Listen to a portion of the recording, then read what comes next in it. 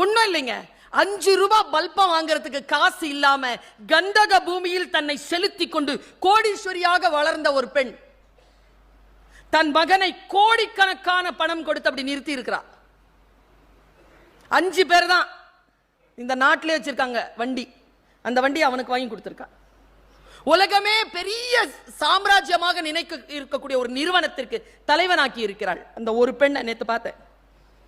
அந்த ஒரு பெண் இப்படி உட்காந்துட்டே இருக்கா. ஏமா சோகமா இருக்கிறீங்கன்னு கேட்டேன்.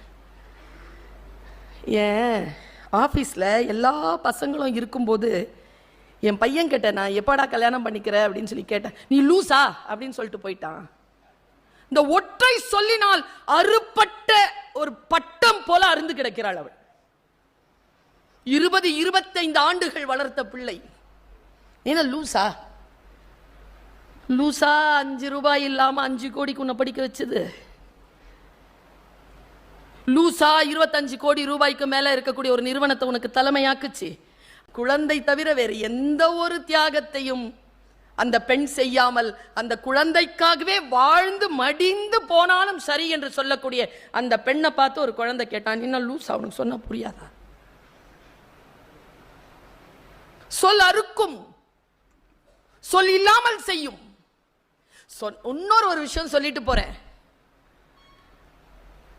சொல்லிட்டோன்னு வச்சுக்கோங்களேன்,